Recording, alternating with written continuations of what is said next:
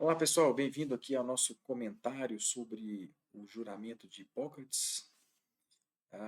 Meu nome é Rafael Martinez, você está aqui acompanhando os vídeos relacionados à medicina e também a minha contribuição aí nas minhas reflexões, nos pensamentos filosóficos, questões da saúde, e hoje eu quero comentar um pouquinho sobre o juramento de Hipócrates para quem interessar.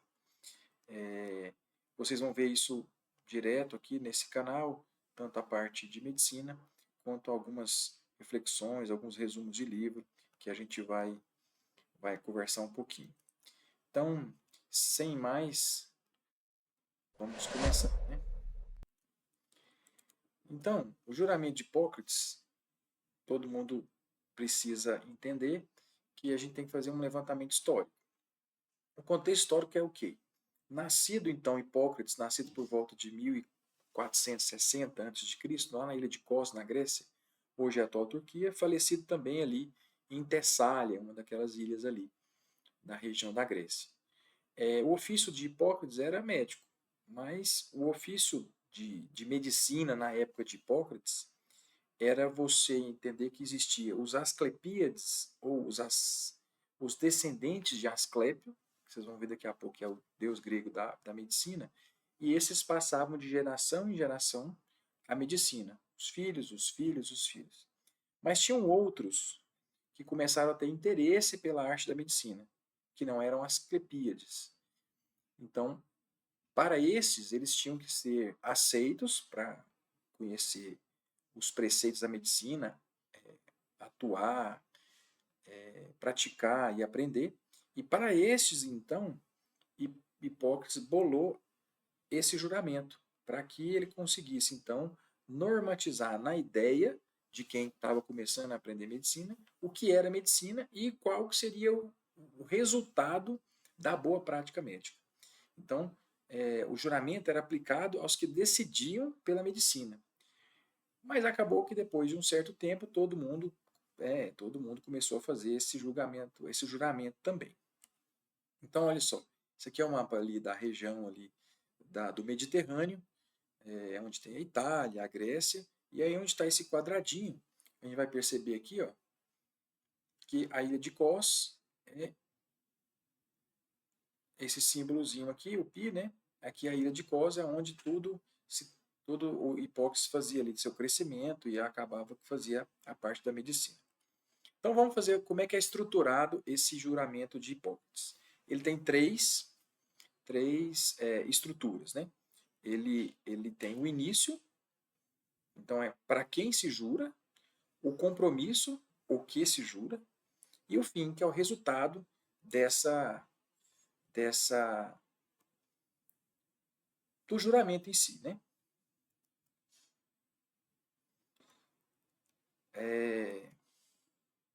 Vamos lá. Qual a versão que nós vamos discutir aqui hoje? Nós vamos discutir a versão que está contida no Hippocrates Oper Omnia, que foi discutido também na revista de Bioética, no volume 30, de setembro de 2022, pelo Pedro Zanetta Brenner e Arnaldo Liestesen. Então nós vamos discutir essa versão. Outras duas eu vou colocar no final, para que quem é curioso, como eu, também pode ver isso aí. Mais importante, o início. Como que é o início? O início do juramento, e aí a gente precisa entender um pouco assim dessa questão do ato de jurar. Então, na época de Hipócrates, existiam leis. Essas leis eram para profissões de maneira geral. A medicina era considerada nessa época como quase um sacerdote, quase como uma coisa, quase uma religião, né? Quase um sacerdote, é quase como se fosse uma divindade praticar a medicina. Então, quando se jura a uma divindade. O juro, né? Isso acontece hoje também, de outras maneiras, né? As nossas juras. Mas então é por isso que esse início é emblemático de Hipócrates falando a divindade. Isso é interessante. Hipócrates fala a divindade e por isso ele jura a divindade. Então, nesse caso, especificamente, o juramento, o juramento, ele é uma coisa assim, acima das leis. Então ele começa: eu juro por Apolo, médico, por Asclépios, Higéia, Panaceia, e todos os deuses e todas as deusas, fazendo assim eles por testemunho. Cumprirei de acordo com a minha capacidade, meu discernimento, esse juramento e esse compromisso. O que nós temos então de cara? Apolo. Quem era Apolo? Ele é deus da mitologia grego-romana. Deus de quê? Da luz, da profecia, da poesia, da arte, da música, da cura, da juventude, da verdade, do tiro ao alvo e da peste. Isso é interessante. Depois ele jura por Asclépios. Asclépio ou Esculápio, dependendo da região ali da Grécia ou da Roma, muda de Asclépio para Esculápio, ele é o filho de Apolo. Né? Também é o deus grego da medicina e da cura. Então ele está jurando. E aí fica uma coisa muito interessante que agora tem duas lendas muito legais que falam da medicina em relação a esse deus grego, né? o Asclépios. Então Asclépios era filho de Corones com Apolo. Apolo teve essa esposa, ele ficou, e aí tem várias teorias sobre essa historinha que eu vou contar para vocês. Mas uma coisa que é bem legal de contar é essa versão que eu vou falar para vocês aqui. Asclépios foi filho de Corones. Então, Apolo casou-se com Corones, uma jovem bonita, e ele ficou desconfiado de Corones e colocou um corvo branco para segui-la. E acabou que ela foi seduzida por um outro mortal chamado Ictis. Acho que é Ictis o nome. E esse corvo viu essa traição e falou com Apolo. Apolo, então, que também era deus do arco e flecha, da peste, decidiu, então, sacrificar Corones por ciúme, né, por ódio, etc. Aí tem uma corrente que fala que foi Apolo, tem uma corrente que fala que foi irmã de Apolo, mas aqui para nós vai ser Apolo. E Apolo dá uma flechada e acerta o peito de Corones. Aí vem o termo coronária, né? Plexo cordis, aí é tudo por causa de Corones. Só que quando ela recebe a flechada antes de morrer, ela fala: Apolo, provavelmente é você que me jogou essa flecha, eu fiz por merecer. Mas uma pena que você não fez isso depois que nosso filho nascesse. Então Apolo descobre que Corones está esperando um filho seu e se arrepende, fica revoltado, culpa o corvo. Então ele tira a flecha já com aquele sangue mais escuro, encosta no corvo e o corvo fica preto. Então os corvos hoje são pretos, né, por causa dessa lenda. E essa lenda fala que quando ele estava ali, quando ela estava já quase em processo de cremação, ele consegue retirar ainda Asclépios do seu ventre, ainda com vida, e entrega para Quirion, que é uma entidade também que fala, que mexe com ervas, com farmacologia. Então Asclépios cresce, sendo deus da cura. E a outra história emblemática de Asclépios é essa do cajado. Né? Asclépios começa a curar todo mundo pelo deus da cura. E aí também tem várias historinhas relacionadas à serpente. Né? A serpente para o grego, ela é renovação, né? A serpente para o grego ela é saúde, né? Por questão da troca de pele, né? Da sabedoria. Então, uma história que uma serpente leva umas ervas na boca para outra serpente morta e essa outra serpente revive. Então, a serpente tem essa ideia de cura. Porém, numa história que eu vou contar para vocês, o que acontece é que no tempo de Asclépios, as pessoas não morriam mais, porque ele conseguia, com a sabedoria, semideus, cura, o Quirion que tinha ensinado as medicações para ele, começa a não morrer e Hades, que é ali o deus das pessoas que morrem, das almas que morrem, começa a ficar chateado e envia uma cobra para matá-lo. Ele estava com seu cajado, ele percebe a cobra, encosta no cajado, o cajado na cobra, a cobra sobe no cajado e fica ajudando ele nessas curas. Então o símbolo da medicina vem daí, né? O cajado e a cobra de Asclépios. Ele continua jurando Higéia e Panaceia, tanto as duas são filhas de Asclépio ou Esculápio. A Higéia é a deusa grega da saúde, da limpeza, né? Vem de higiene, vem daí de Higéia, E Panaceia é dos remédios. Então, Panaceia vem ser a deusa ali das medicações.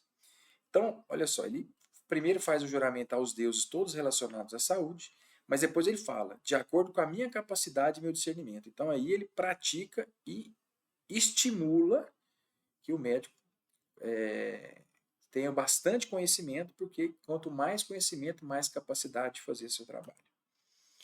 Bom, e aí o compromisso, o que se jura? É a segunda parte. Aí ele fala, ó, considerar meu mestre nessa arte igual a meus pais, partilhar o meu sustento com ele, e se precisar, dar-lhe dos meus bens, estimar seus descendentes como meus irmãos e ensinar-lhes essa arte, se quiserem aprendê-la, sem pagamento ou compromisso. Então entenda que quem era Asclepíades já naturalmente virava médico. Mas quem não era e queria aprender, tinha o mestre para aprender. Só que o mestre ficava na dúvida ali se ia receber um pagamento ou não para passar essa medicina, passar esse conhecimento.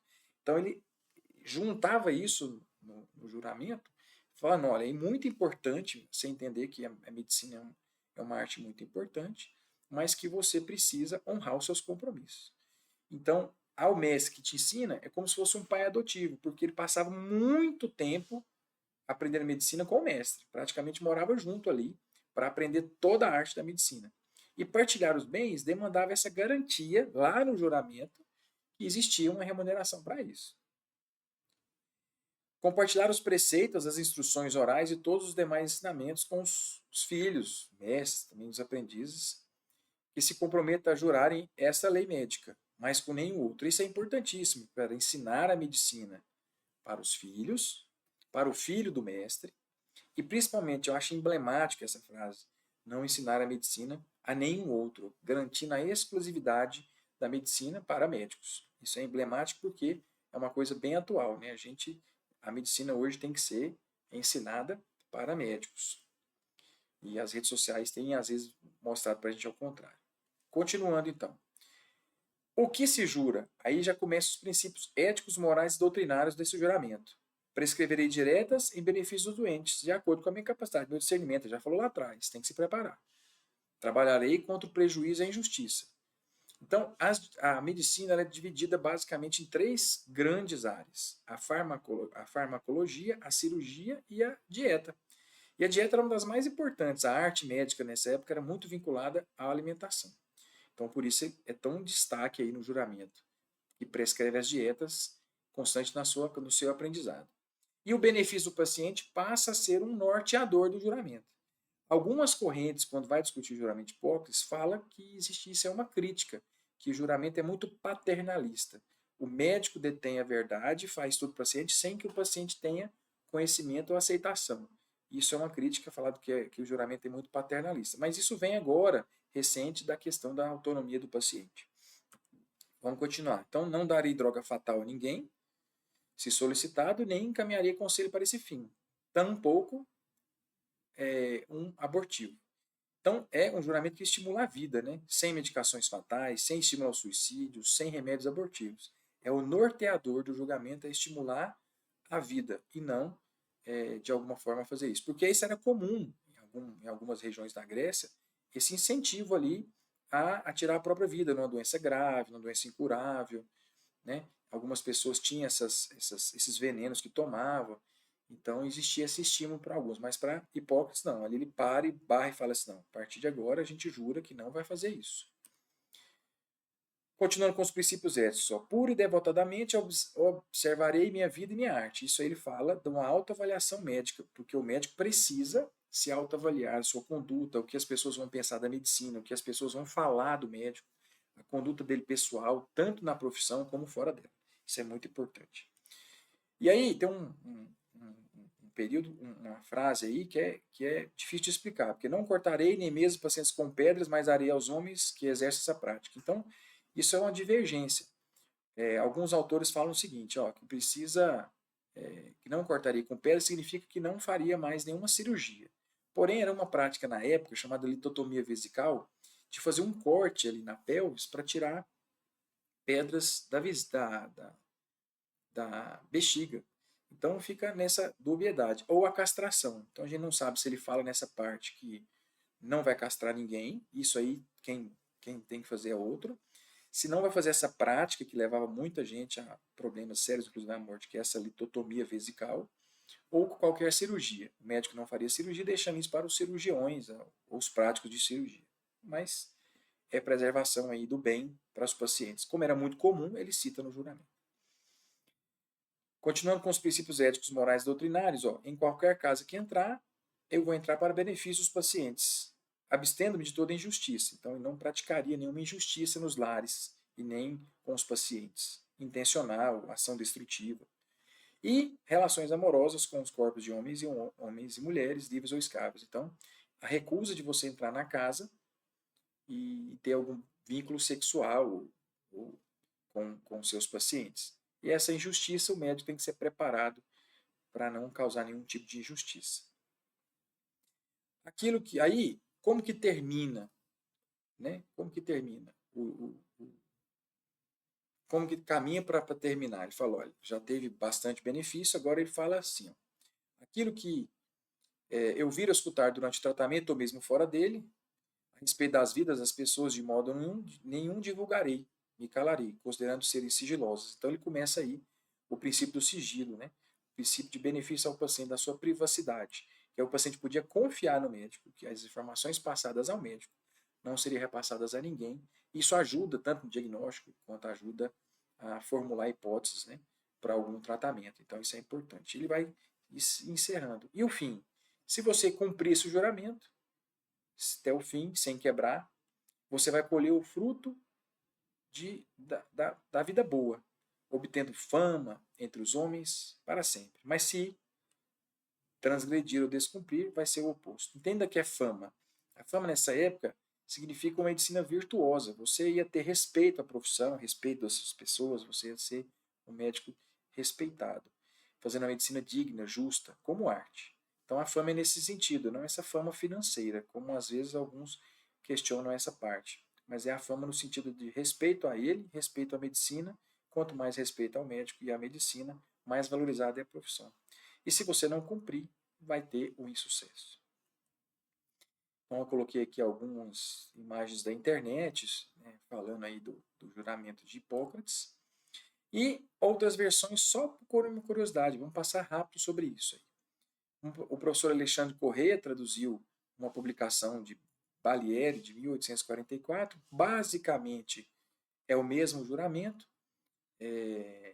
porém a parte lá da litíase, ele já fala, não operarei de nenhum modo padecentes de litíase, não praticarei a litotomia, aquilo que eu tinha explicado antes. Então aqui ele já é mais claro em relação à litotomia.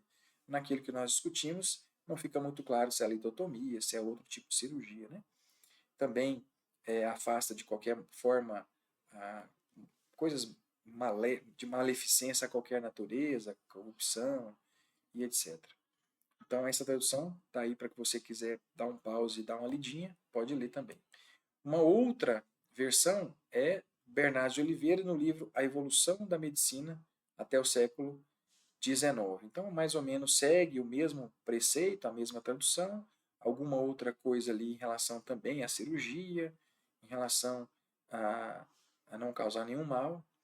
Então, elas seguem mais ou menos aí o mesmo estilo. Mas aí como ela termina? Se eu cumprir fielmente os juramentos sem infringir, seja-me dado gozar feliz da minha profissão, honrado por todos os homens, em todos os tempos.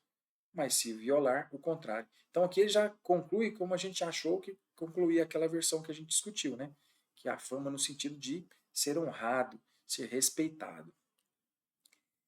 Chegando ali perto, próximo depois da Segunda Guerra, achou-se melhor fazer uma atualização desse juramento. Então tem algumas atualizações que a gente vai falar, que nós vamos fazer isso em outro momento, não neste que a gente está fazendo agora, mas logo a gente vai trazer essas reflexões e essa atualização do juramento de Hipócrates. Então, aqui é a bibliografia que a gente utilizou e então eu queria trazer para vocês isso, trazer para vocês essa discussão sobre o juramento e a importância que é. Às vezes a gente faz o juramento lá, ou às vezes em alguma solenidade de alguma entidade, na formatura ou depois dela, e você não entende a importância do jurar. Jurar é você jurar, é acima da lei, é você jurar as divindades. Você falar o seguinte, que ao pé das divindades, você se compromete a ser um bom médico, não causando mal às pessoas, não levando à morte de ninguém, respeitando o paciente, respeitando a casa dos pacientes, as consultas, o sigilo, né? E então, se você praticar isso, o juramento te diz que você será aí, gozará de honradez, respeito dos outros colegas mesmo, respeito dos pacientes, né? E você falar aí a famosa frase que é fazer a arte médica ser profícua e feliz. Tá certo? Obrigado a vocês que ficaram até o final aí. Logo, logo traremos aí mais alguns vídeos. Até lá.